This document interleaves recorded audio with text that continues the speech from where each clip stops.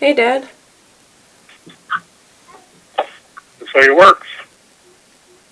It was just doomed, you know. Why do you think So, that was? What were the discussions like? oh, geez.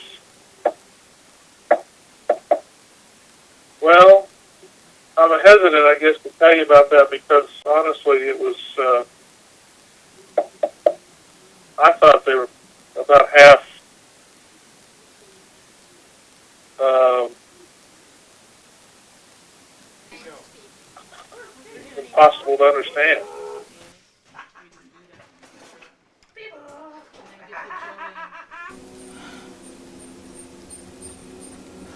What are you scared about?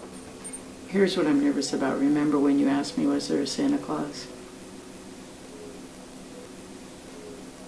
And you said to me, Mom, don't lie to me now because, you can't lie to me. So I'm like, and then you cried for a week. Don't touch it. Don't touch the camera, you little goon. Well, we used to meet in Loveland, and there was like the Burger King. Yeah, but you guys would literally sit in cars next to each other, and I would get out and go to the other car. Right? I mean, it's not like you... I remember saying, hi, Bill. Yeah, that's what you guys both do. Hi, Bill. Hi, Santa. And that's it. That's all I've known about your relationship your whole life, except for your... I just don't want to give you any more baggage. Ready, set, go.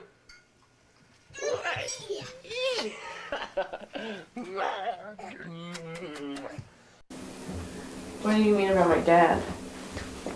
What do I mean about it? Yeah, about in the beginning of your relationship.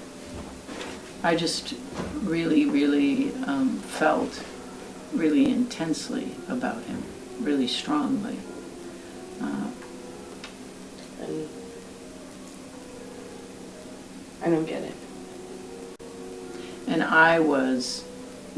And he was my marriage counselor, and I was getting divorced, and I don't know how much of that was related to the transference that occurs when you are working with someone on a marriage. And the transference, I think, was reciprocated. Like, I worked really, really hard to work out my relationship with Mark. And Bill said he'd never seen anybody work that hard. And we worked in the same building, and we worked in a wonderful context where there were a group of 15 young people. We had a great principal who was a visionary educational leader. So the staff really gelled as a staff. I mean, we were a hell of a team. And he was the counselor in the school, and he was a wonderful counselor with the kids. He was a wonderful counselor for me as a teacher. In a classroom full of children, to watch this woman work a room full of third graders, she's masterful. We'd work hard all week together, and then on Friday afternoons, people would stay and Everybody would stay after school and talk about, well, what do you think third grade children in a town in Wyoming ought to know? And your dad and I would get in these screaming arguments in the teacher's lounge. This is long before we had any relationship where, and I'd be pounding the table.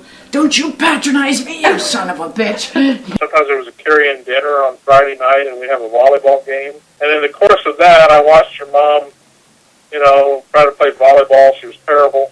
And I would play wholeheartedly, bashing into walls. I couldn't even serve. Wonk! Right into the net. Every single goddamn time, But she would, throw her whole self into the effort. So I think I fell in love with that tenacity. I have to say, Katie, I want to make a bottom line here for you of some kind. I really, when I left Mary Jo to be with your mom, that's really what it came down to. I thought it was because your mom and I were soulmates. I mean, when I was your age, I had a very different life.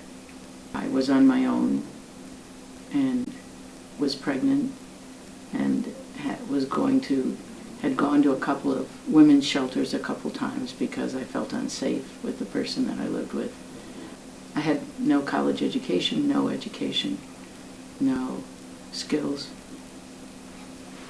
And so I moved into something that was very intense because I thought intensity meant depth, I think. As I came out of that relationship, I felt a deep failure as a mother.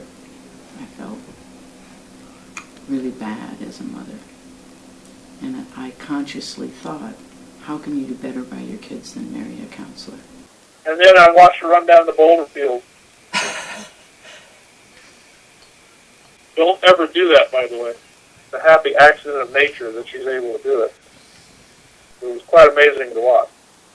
I think I've realized recently, I've felt recently this release of a sense of running to catch up with myself and running through life,